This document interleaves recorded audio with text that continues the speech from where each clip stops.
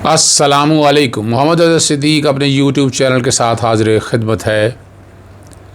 बहुत जल्द इरफ़ान हाशमी के साथ पॉलिटिकल डायरीज़ में आप देखेंगे।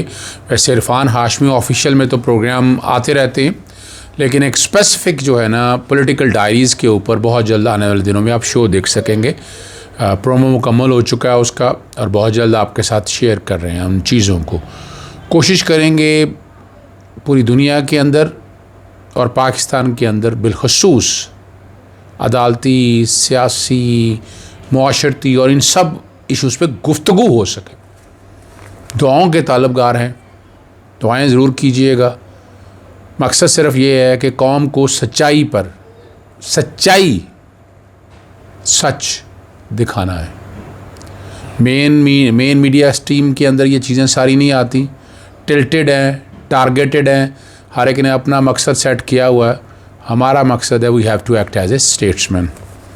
मैं अभी देख रहा था show cause notice Shahid Khaqan Abbasi, secretary general PDM और मैं पहले भी बता चुका हूँ ये पीडीएम है क्या चीज़।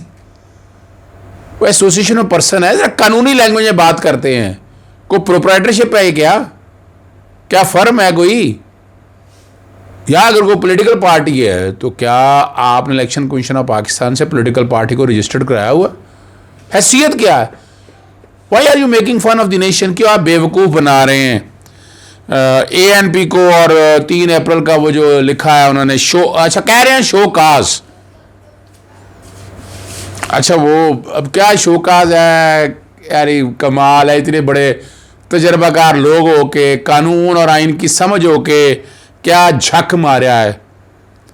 अब मार्च 9 के जिक्र कर रहे हैं, सरबराही इजलास के हवाले से जिक्र कर रहे हैं 3 चीज़ों का कि तय हुआ था चेयरमैन सेनेट पाकिस्तान पीपल्स पार्टी से, डिप्टी चेयरमैन सेनेट जो है ना नॉमिनेट करेंगे जेयूआई, और अपोजिशन लीडर जो है ना लीडर ऑफ द अपोजिशन वो करेंगे जी PMLN.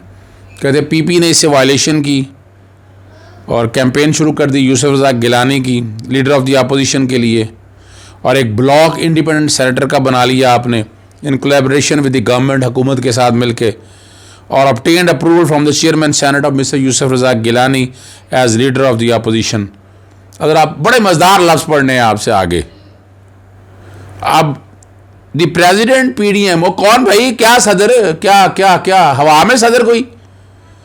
Fazlur Rahman has taken notice of the negation by the PP on the basic principle under which the PDM was formed and violation by the PP of the aforesaid consensus agreement reached at the highest PDM forum.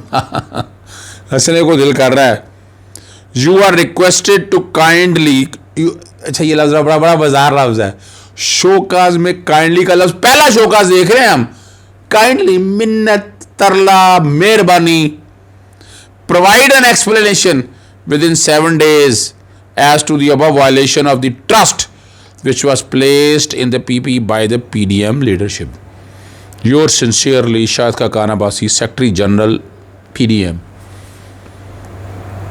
Nursery class के बच्चों को भी ये सामने रखते हैं तो ही know how to write, how to speak, क्या बात करनी है।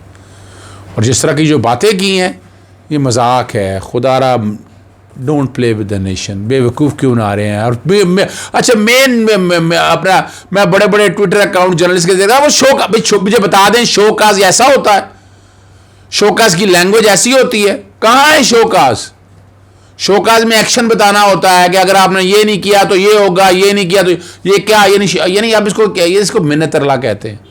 काइंडली लफ्ज़ क्या है? काइंडली, मिन्नत तरला और मेहरबानी और मैंने समाजत करते पे ताड़ी हुए। चलें, यूसुफ रज़ाक गिलानी ने आज लीडर ऑफ द अपोजिशन के तौर पर अच्छी तकरीर की सेनेट के अंदर, सपोर्ट की बात भी की, शुक्रिया अदा किया उन्होंने पीडीएम का कि उनके वोटों से वो सेनेटर बने। अंडर क्वेश्चन है उनकी, यानी वो चैलेंज अभी तक तो हफीज़ शेख ने किया नहीं है। मेरा ख्याल है हफीज़ शेख नहीं करते, टाइम ख़त्म हो जाएगा और अल्टीमेटली वो सीट पे पक्के हो जाएंगे। और बाकी वो जो पटिशन है सेक्शन 9 के तहत इलेक्शन कमीशन के पास पड़ी हैं, आज कल हेयरिंग थी उसकी, उस पर भी कुछ नहीं होना। एक बात जो बड़ी ज़बरदस्त कही है उन्होंने कि वो मुल्की मफाद में कानून साजी में मदद करते रहेंगे गवर्नमेंट की। ये बड़ा अच्छा जुमला है। और अभी बड़ी कवानीन आने हैं, जो ऑर्डिनेंस पास करने की बातें होती थी। उम्मीद है कि ये जमहूरियत को बरकरार रखने के लिए, सोशल कॉन्ट्रैक्ट को बरकरार रखने के लिए इस पर बातों पर अमल दरामद भी करेंगे।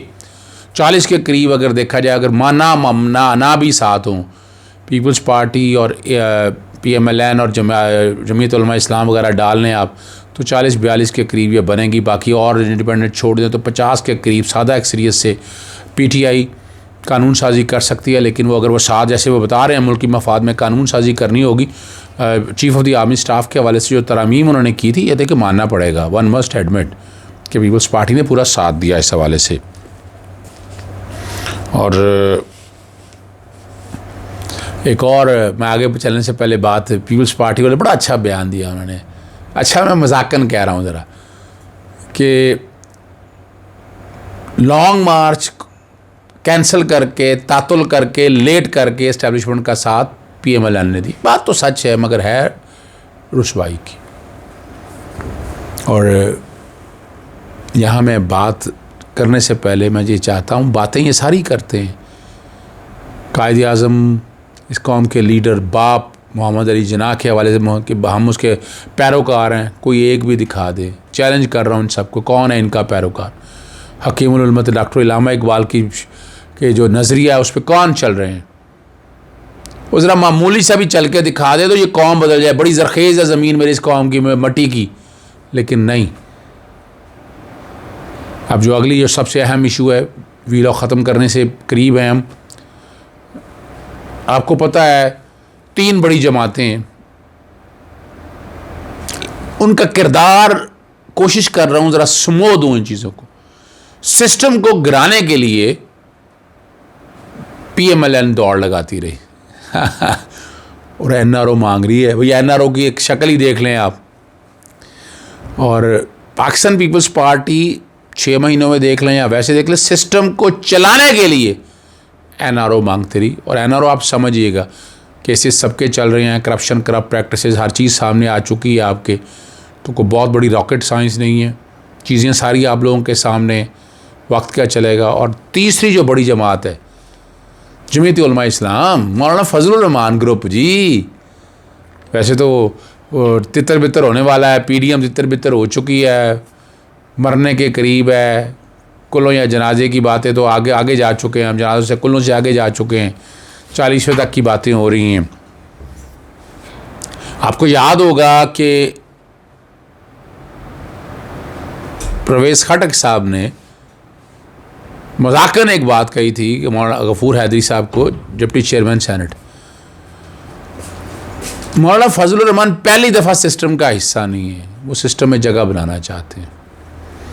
तो सिस्टम का हिस्सा बन के NRO हासिल करना चाहते हैं।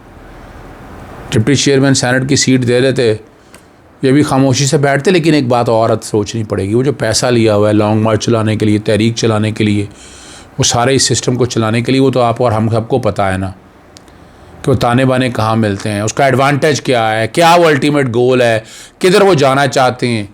कोई मुश्किल रॉकेट साइंस नहीं है हमें समझने के लिए, हम बड़ी आसानी से चीज़ें समझ सकते हैं।